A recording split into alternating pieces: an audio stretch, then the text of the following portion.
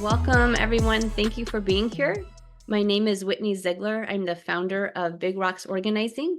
We are local to the Portland area. This is our 10th year in business. We are a small professional organizing and move management company. We are women-owned. We are LGBTQ-owned and proud of that. We are a team of 10, and most of our team members are here today, and you'll get to meet them. I would love to introduce Jess and Caryn. If you two could wave, and we'll spotlight them so that you can see them more closely in a sec. Jess and Caryn Jess is our wonderful operations manager with Big Rocks and a professional organizer.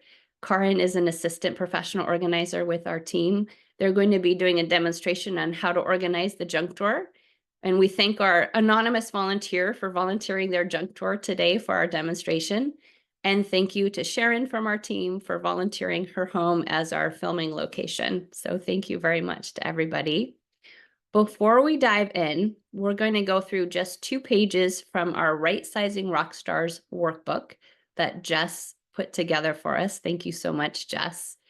So Jean, if you wouldn't mind showing those 2 slides. So we're going to go over how to do it, and then we're going to see the live demo. And you can feel free to ask questions in the chat during the demo. And after the demonstration, we're going to have an open Q&A session where you can ask any questions under the sun about organizing your junk drawer or perhaps any other organizing challenge that you have. So the junk drawer, and this comes from our Right-Sizing Rockstars workbook, which you can get for free. We'll talk about that towards the end of our program today. So tips. So for those people who are visual and auditory, I am going to read most of the things on this slide. A tip: place commonly used items like scissors, tape, or a notepad in the front or on top for easy access. Be selective about what earns a spot in your junk drawer. Keep only items that you frequently use or truly need. And label compartments if needed to help everyone in your household maintain order. We've got one more slide for you. So here are our 3 action steps for today. First things first, we're going to empty the drawer, take everything out, put it on the workspace, wipe it down if we need to, and we might consider adding a non-slip liner to hold containers or items in place for the future. And then we're going to put like with like. This is always our first step in the organizing process, and there are 5 steps total. So we'll put the stationery together, household items together, miscellaneous, which is usually a category that us professional organizers, we try to avoid at all times, that miscellaneous catch-all term, but sometimes it really is legit. You need a miscellaneous category. And then we're going to create a pile for items that don't belong in the drawer and they need to live elsewhere in our home. The third step is to organize.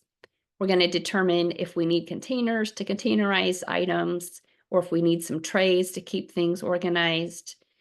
We're going to repurpose items that we already have around our house first. As organizers, we like to set up systems and have people test drive them for about 3 weeks. See if we need to make any tweaks or any fine tuning. There's no one right way to organize. Each of us, we have different brain wiring, and what works for one person or one family is not going to work for the next. So we need to set up systems that work for us and for our brains and that are as simple as possible to maintain. Then we're going to place items back in the drawer by category. We're going to use dividers to keep them separate, and we'll store frequently used items in the front of the drawer and put the things we don't use as often in the back.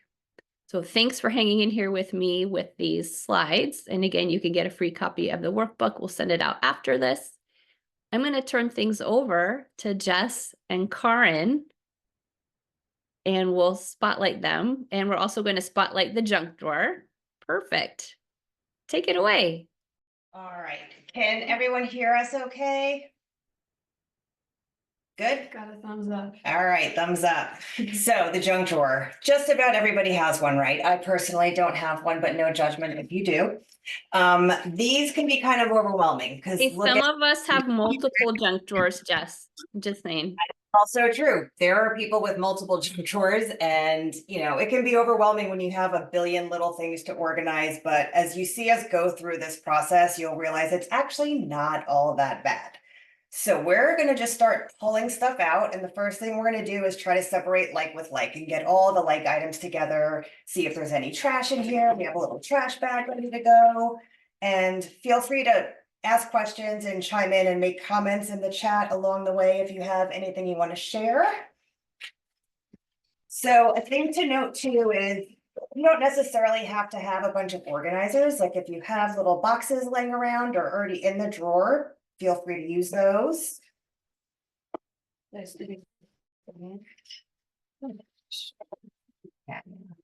For the purposes of conversation, I'll be playing the role of the client today, so this would be my junk drawer. Yes, Thank you so much for your help. it is my pleasure. I actually enjoy doing it. Oh, it's so many things. Sometimes you have to make a really big mess before you can clean it up. So if you're going through this process, this is kind of what it's supposed to look like. It's a disaster, but as we move along, you'll see how quickly things come together and get neater.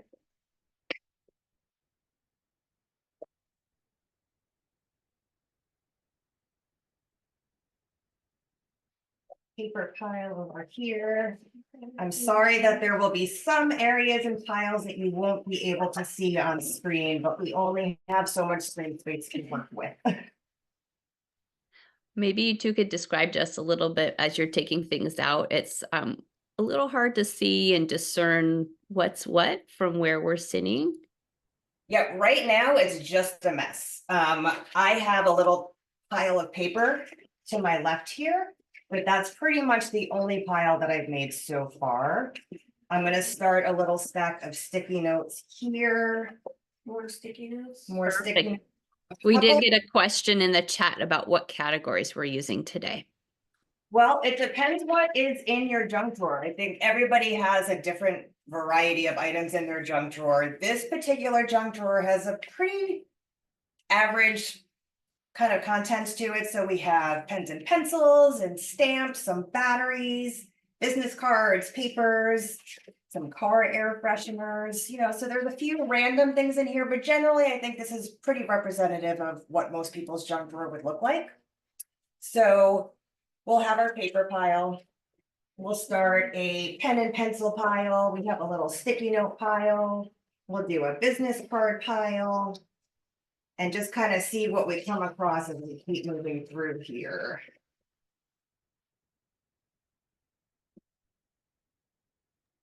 So there's no right way to categorize, correct? Correct. There's no wrong way. Depends on what's there. Sometimes we do have clients who struggle with categorization and maybe get really far into the weeds and might have 14 different categories of sticky notes, for example. So I do encourage people to keep things at the 30,000-foot level. Think of flying an airplane when we're doing categories. Maybe fewer is better than more. Could that be a general rule, would you say? Absolutely. And as you go through this process, we also want to think about, as we're separating like with like, do these things actually belong here? Yeah, we want to have a little portable flashlight easily accessible in the kitchen. But I don't know, like, does our pocket poker game fit here? Is this where you're going to look for games if you want to play a game? Probably not. This maybe lives somewhere else. So as you're going through, just give some consideration to things that maybe don't belong in this drawer. Then you have a little bit more space for the things that do belong in this drawer. All right, so like I said, we have some empty boxes that were already in the drawer. So we're just gonna pop them back in here and start doing a little separating. So we have a lot of pens and pencils, so maybe we'll do Sharpies in one, markers, pens in another.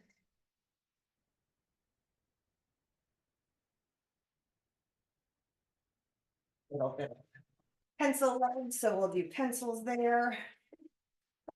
Jess, do you ever test out your pens? And if so, how often? I do test out my pens. I tend to not keep quite as many as are living in this drawer. I like to kind of use them up and toss them when they're done and not have an overwhelming amount. It depends on your level of motivation, right? So if you're gonna organize this junk drawer and you're already overwhelmed by the number of things that you're looking at in front of you, maybe it's not the best time to test all the pens right now. Maybe that's kind of a side project that you do later. If you're feeling motivated and you're like, I want all this stuff out of here, then this is a great time to just grab one of those pieces of paper you found in the drawer, test your pens, throw out what's not working. And then you don't have to come back to it later and it is all done in neat. While you're separating, maybe we could talk about some resources for recycling dead pens. Staples is a place where you can drop off dead pens to recycle them. Or if you have pens or pencils or supplies that are still working, do people on our team or other people in the audience want to share places where you like to donate your pens? Scrap, which is in Portland, Reclaim It is a good spot. What's the schoolhouse supplies? Yep, schoolhouse supplies. The schoolhouse supplies will take a wide variety of supplies, and if you haven't heard of them, they have a store in Northeast Portland and teachers go there and shop for free.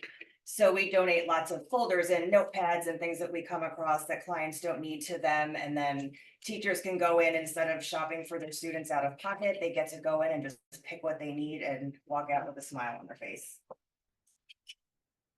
Nice. Thank you for that. And we'll put any resources mentioned today, we'll put them in our follow-up email to all of you who registered and who are attending today. So don't worry about frantically writing down everything. We'll send that out. Christy shared in the chat that she likes to have a basket for quote unquote belongs in another room. That way she stays focused on sorting items and she doesn't go to another room and get distracted. Great tip. Thank you, Christy. Got a lot of empty pen caps over here. Yeah, we're probably nice. gonna toss those.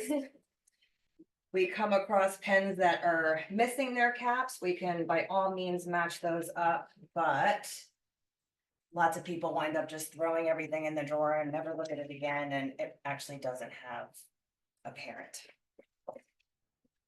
Yeah, those orphan and widows, those can be socks that only have, one sock and you're still hoping to find the match one day. Yep. Call it match.com or the pen caps.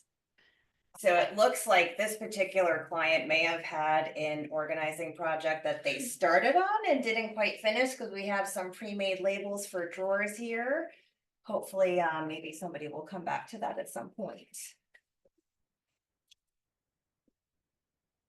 All right, so we are pretty well separated as far as pens and pencils, and then we have kind of a random mix of stuff left over here that is somewhat in little bits of piles. So flashlights, handy to have, absolutely, but we don't probably need 4 in one junk drawer. Maybe these could be tested, see if they need fresh batteries and put through different locations in the house so that you have flashlights accessible in different rooms should there be a power outage or something. For this purpose, for this client, we're gonna go ahead and just keep everything in the drawer. We do have a few little organizers here that we are gonna use. And we also suggest not buying organizers until you actually go through and see how much you have. Because people will tend to go and buy a bunch of bins and organizers and then they'll realize, oh, this is the wrong size, or oh, I got too many of these. And sometimes you'll get a bin that's bigger than what you need and you'll feel that desire to want to fill it. And that's not the goal, right? The goal is to right size and not fill the bin because you got a bin that's too big. And if we have too many bins that don't have a home, then we're adding to clutter. Right. So we want to get only what we need or repurpose things we already have. How about a resource for donating flashlights if we have extra flashlights that we don't need, but they still work? We can donate flashlights to Rosehaven, which is a day shelter. And they will hand those out to folks that come in for resources. And it's actually one of their top needs most of the time. So definitely keep them in mind if you have an excess of flashlights and batteries as well. Yeah. And we could also donate flashlights to Habitat for Humanity Restore. There's several locations. as well. And we can recycle batteries. If you're in Washington County, you can put them in a quart-sized zip top bag and put them in your red glass recycling bin. You can also recycle batteries through Ridwell, and Batteries Plus Bulbs stores also do free battery recycling. And Christy has another tip here in the chat. Christy recommends labeling the flashlights with what room they belong in so that when they get lost from their room, we know where to put them back. I love that, Christy. Thank you for sharing that.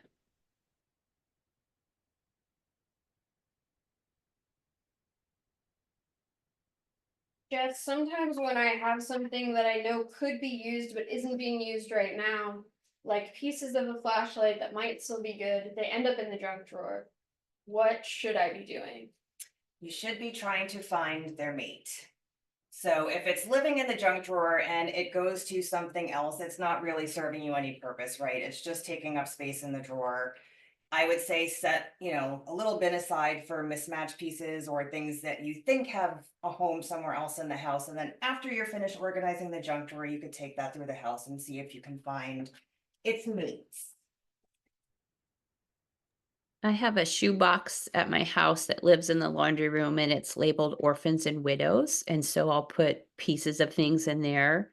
And then if the other pieces don't show up within 6 months, then I let them go.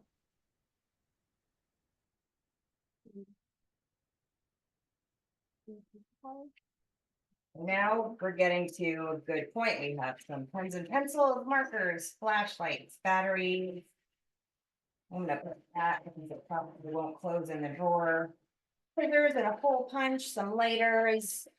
And we can rearrange the bins to make it work better in the drawer as we go along, but just getting things kind of together to see what we're left with.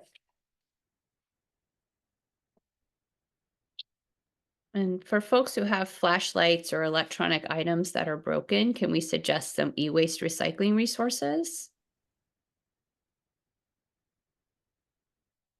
Goodwill will take small e-waste items. And if you have things like computers or hard drives, or maybe you have little thumb drives that you're not using, those can go to Free Geek and they will wipe out the hard drive for you and use them for training, repurpose, and then they get passed to folks that are receiving SNAP benefits that don't have access to laptops and things like that.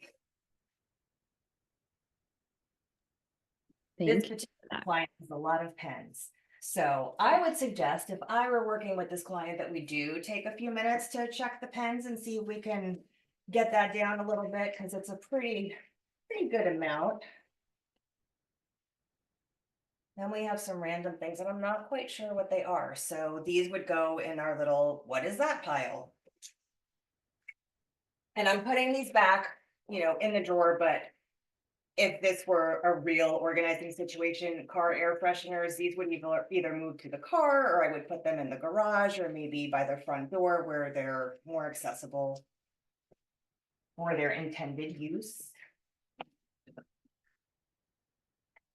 Yes, I know these pieces were meant to be used in some specific way for some project I was doing, but I don't remember what it is. What should I do with them? Or what should I do in the future so that I don't end up like this? With project pieces, well, Unknown project pieces. if the project is not in play, I would suggest letting it go. If it's something you think that you're going to go back to, maybe we have a separate space for craft projects, art projects, things like that in another room that is not the junk drawer in your kitchen, which is where they tend to live.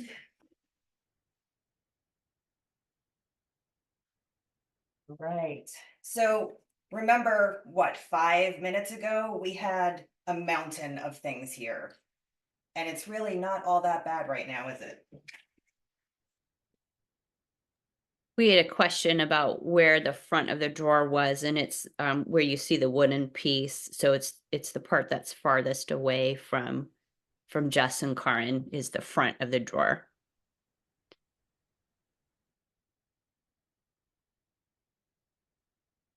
So now there's lots of just, as I'm looking through the paper pile, as Caryn continues to sort items, just loose scrap pieces of paper. I would suggest, if you're really not gonna use them, just recycle them and let them go. They're just gonna take up space. If you are gonna use them, maybe we get them in a nice little pile, paper clip them. So you two, a lot of us love to get those little notepads and we get them for free from different charities or we pick them up for free at events. Do you have any advice? Because I think they kind of multiply at nighttime, and then all of a sudden you have like 30 pads of paper. Any tips for that? Because they can come in handy. They do come in handy, and if you're gonna start organizing different rooms, then maybe you wanna use some of those sticky notes to label shelves and drawers if you have other people in the household who need a little bit of guidance in where to put things back, where to find things.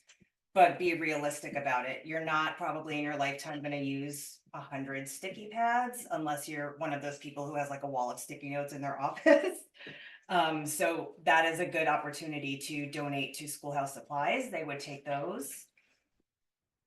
I think having a reasonable amount is fair, right? They come in handy. Sometimes you just want a little notepad, but I think we do all wind up with this stack of them and we're just never going to use them all.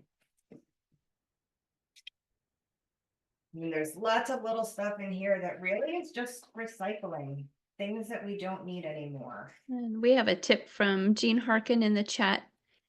Jean takes those free notepads that she doesn't need to a senior living residence. That's a good tip. Thank you for sharing that, Jean. Thanks, Jean.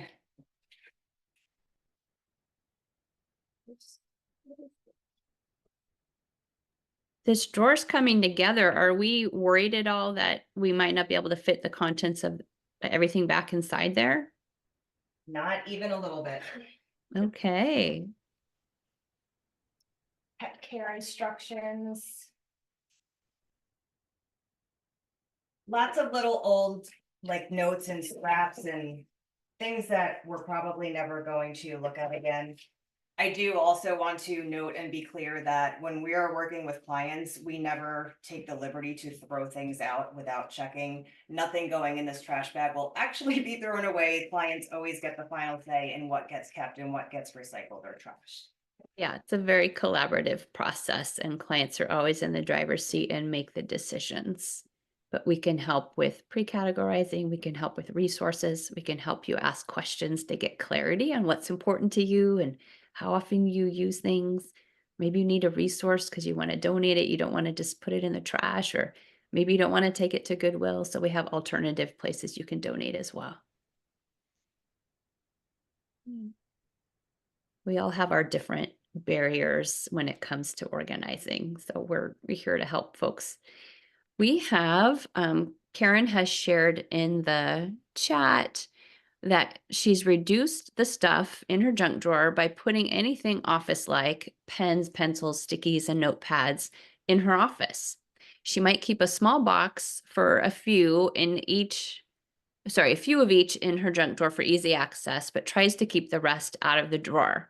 Very good tip. It's a constant battle since they seem to collect there. I agree, Caryn. I feel like stuff multiplies in the dark overnight for sure. And then we had a question from Jill. Where do you keep the manuals for your appliances? Do you keep them in the junk drawer? I don't keep them personally. I would say 100% of the manuals I have ever needed to look at in my life, I was able to find online and not have to have a drawer dedicated to paper. I know some people like to be able to grab it, look, and, troubleshoot from there. But as you're doing that, also keep in mind, how long have you had the appliance? Do you really not know how to use your microwave? If the warranty is run out, think about if you actually need it. Are you really going to reference it? That being said, if you do have manuals that you want to hang on to, the junk drawer is a decent place for it, depending on how many you have. You could also consider having a small file folder in your office, in your desk, if you have a filing cabinet dedicated to manuals. Any other ideas, Whitney? I think those are all great ideas. I think it's also important to go through them from time to time, especially if you get a new appliance, maybe recycle the manual for the old one and make sure that you actually still own the appliance that you have the manual for. We do when we're clearing out houses to prepare them for sale, or we're helping people move and get ready to sell their house. We'll typically put them in a kitchen drawer, put them all together for the new homeowner, so that can be handy. Let's see, we have, Christy says she's seen people use a binder with sheet protectors. That's another great idea. Jean Harkin says, hi, Jill, I have a special drawer for manuals. They are all there, even if I have to dig through. So sometimes, yes, I toss it out if I no longer have the appliance. And Peg says, Peg has a new and feature-laden microwave and stove and keeps the manuals in the kitchen for easy access and reference. The rest of the manuals are upstairs in the office. Great tips and ideas. Janet keeps them in a magazine holder box. Also a great idea and an inexpensive solution. Anyone else have tips or ideas they want to share?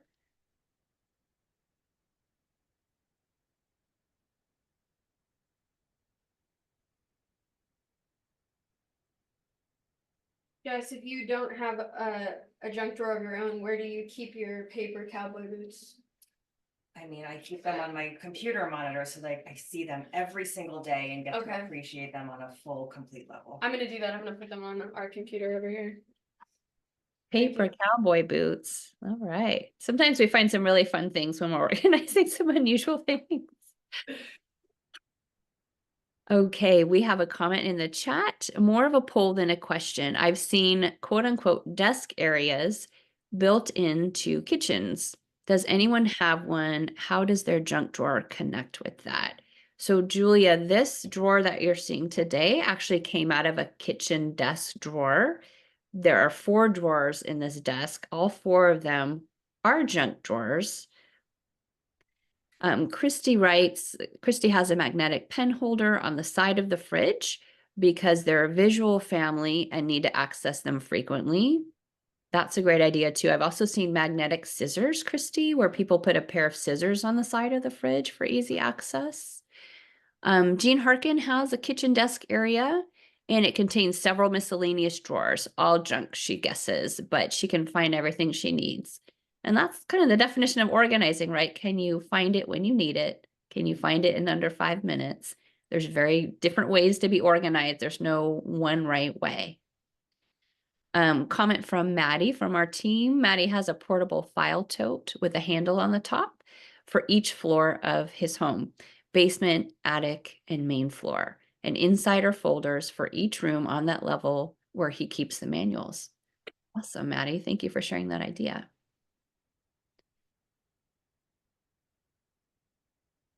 So if you look at the drawer now, we're left with kind of some office supplies, pens, pencils, a little container for paper clips and things like that, scissors, batteries, our flashlights, stamps and some notepads, one lonely roll of tape, and then some coupons. Another thing to keep in mind, I know lots of folks will hold on to coupons. Let's go through those periodically as well and toss out what's expired. I personally keep all of my coupons in my car.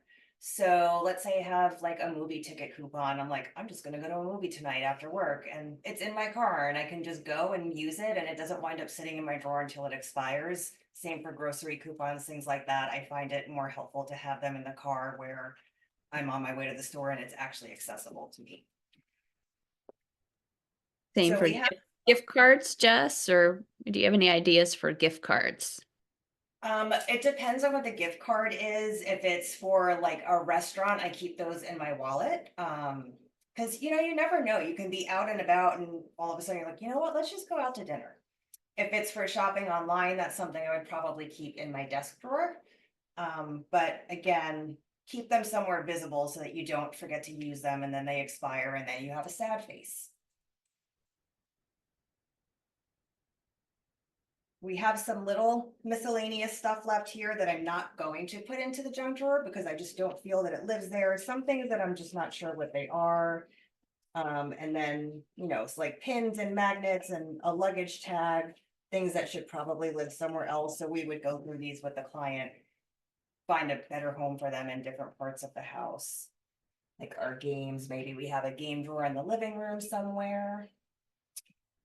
But I'm not looking at the time, but I feel like that was pretty quick for the amount of stuff that we had in this drawer. So hopefully watching us do that makes it feel a little bit less overwhelming if you have one or more junk drawers. So if you do have more than one, I would suggest, taking the matching the like with like one step further. Have one drawer that's office supplies and notepads, things like that, and then have another drawer that's maybe household items, batteries, flashlights, things like that. And over here are all the items that with the client's permission could be trashed or put where they need to go. Yes, fair. Do folks have questions for Jess and Caryn? And if we're sharing our house with multiple people, maybe we could consider labeling these bins so that we're putting items back and maintaining the new system. Mhm. Yeah, and if you're going to have multiple drawers, I would suggest in the short term putting stickies on those drawers as well. Just that people in your house know where things have moved to and they don't come into your newly organized, beautiful junk drawer and just start digging for things and like, I can't find my scissors. And then you have to do it all over again. So when you look in this drawer, it's pretty obvious what goes where. It's going to be different from household to household. People will have different types of items. Try to keep the items you use the most at the front of the drawer so that you can just open the drawer a little bit, grab it, have what you need, not have to go and dig all the way in the back. We have a question in the chat. What is the front left corner of the drawer behind the purple thing? This is all business cards, and the purple thing is also a little business card holder. Thank you. And then a request from Cora. Is there any way we can see the final product? Is it possible to do a top view? Leilani, are you able to take your phone and kind of hover over the drawer and do a close-up for folks? Can we zoom in at all? How is that? Is that good for Cora and Gwen?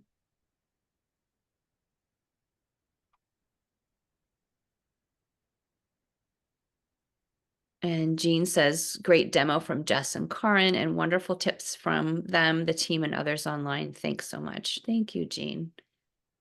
We're happy to do this and hope that it's helpful for folks today. Does anybody have questions about organizing their own junk drawer? And Gwen says, great, thanks for sharing that. It's motivating.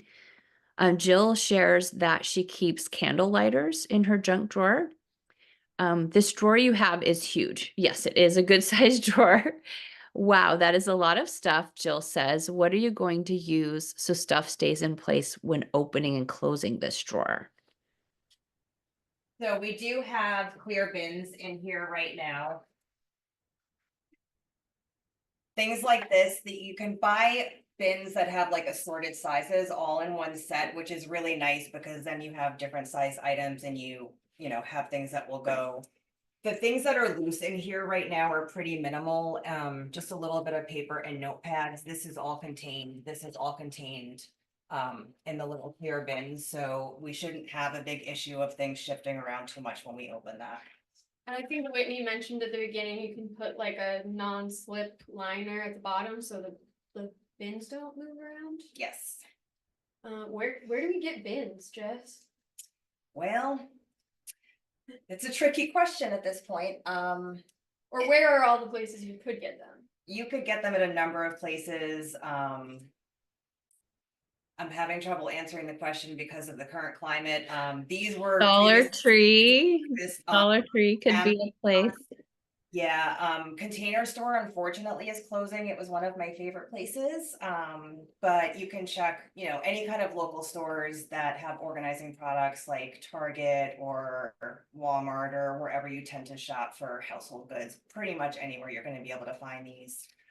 You can also just do an online search for drawer organizer inserts and you'll find a number of different places.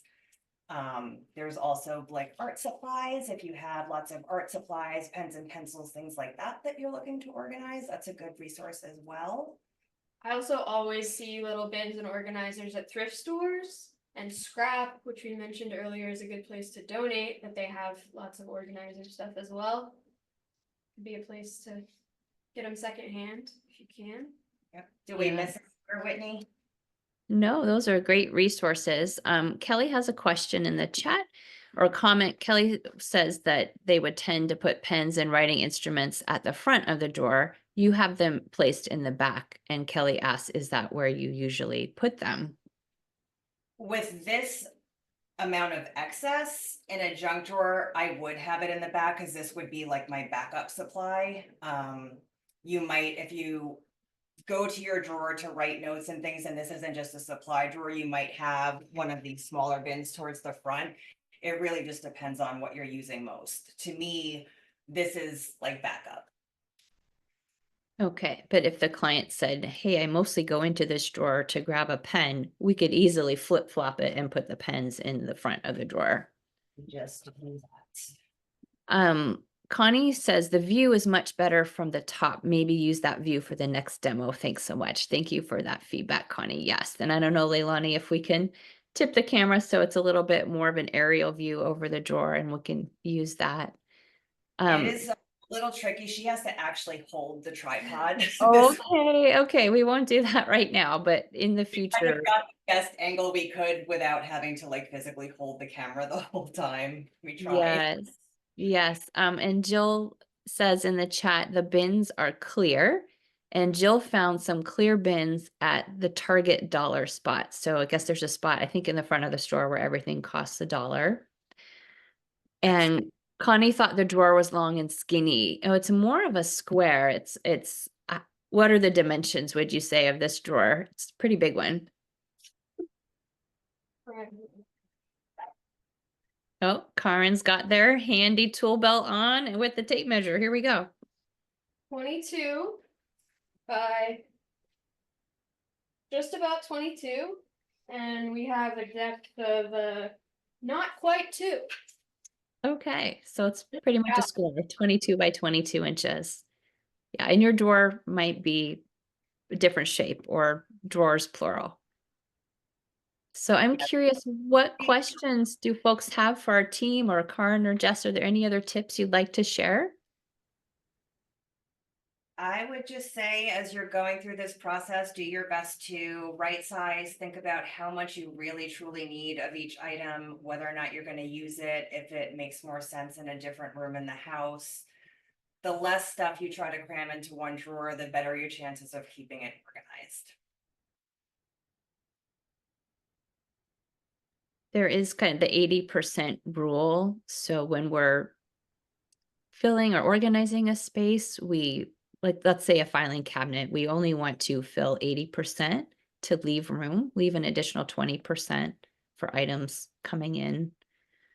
Because Jess is right, if it's crammed full, we have a hard time seeing what's in there and utilizing it.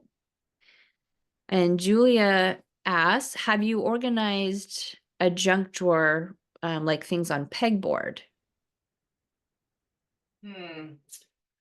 I personally have not. The only time I have done any organizing with pegboards were either in an art room or in a garage for tools and small bits. Have you, Whitney, used pegboard for anything otherwise? No, but I love that idea. I think especially too, Julia, if someone is a very visual person and these are items that you use frequently and pegboards can be made beautiful, you could paint them or kind of jazz them up however you like. So I think that could be a really great idea. And let's see, Jean says that she's going to neaten up one drawer as soon as we're done here. Thanks for the motivation. That's great. That's the whole purpose here. Cora says, for motivation, I use decluttering subliminal music while they work. So, okay. Yeah, putting on some music can be really fun. Also setting a timer and timing yourself and saying like, hey, what can I get done in this amount of time? And they have found that with our brains, if you use a random amount of time, it actually stimulates your brain more. So if you set your timer for 11 minutes versus 10 minutes, it's actually more motivating, scientists have found. Peg Farrell says, this is so inspiring. My junk drawer in my kitchen is a disaster, and you've encouraged me to take it apart and sort, purge, and recycle. Thanks. Well, we're really grateful, Peg. We're very grateful that this has been motivating for you. We hope it's been really helpful for everyone. Cora also writes that Cora's been clutter cleaning while listening to us. Perfect. If you would like an additional dose of motivation or gentle accountability, we have launched a free monthly right-sizing support group, and it's right here on Zoom. It's the third Tuesday of every month, and it's called Right-Sizing Rockstars, and you get a free workbook. You saw 2 pages today, which were for the junk drawer. So it's just a room-by-room guide on how to right-size and organize your home. So last month we talked about the linen closet and we did introductions and people shared their own personal organizing challenges and their goal for the month ahead. And so this month we'll be checking in and we're hoping that new people want to join us as well. We'll answer any questions under the sun that you have about organizing, whether it's your linen closet, your junk drawer, if there's other resources that you're needing for any room in your home or outside your home. That's what we're here for. And again, it's the third Tuesday of each month. So it's going to be February 18th from 12 to 1 on Zoom. So yeah, we just have some comments, some people who are thankful in the chat. Kelly says that their next task is to take on their office, but Kelly will be using principles from today's demo to do that. That is awesome. And Julia asks, how can I sign up for the third Tuesday? Jean from the Big Rocks team. Jean's already on it. Put in the link to register. We'll also send out a link in the follow-up email. Connie is excited to tackle the drawer near the front door. And I also just want to invite you, next month is going to be, so the first Tuesday of each month is our Ask the Organizer series, which you're watching here today. It's going to be March 4th, again from 12 to 1 p.m. We're going to tackle 2 spaces next month. So we're doing bathrooms and the laundry room. So it might be kind of fast and furious. We'll spend half our time on one and maybe half on the other. So please bring your questions and challenges, resources to share. We'll be excited to welcome you back here next month. Before we sign off for today, do we have any other questions? Whitney, could I just add one quick thing?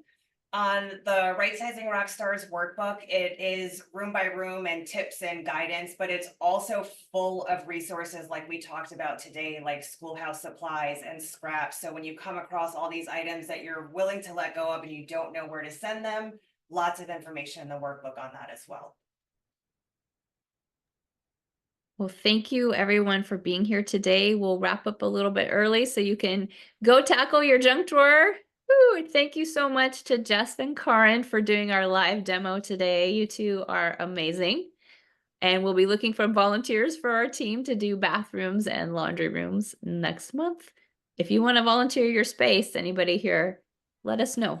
And we'd be happy to chat with you about organizing your bathroom or your laundry room live next month. Have a wonderful afternoon, everybody.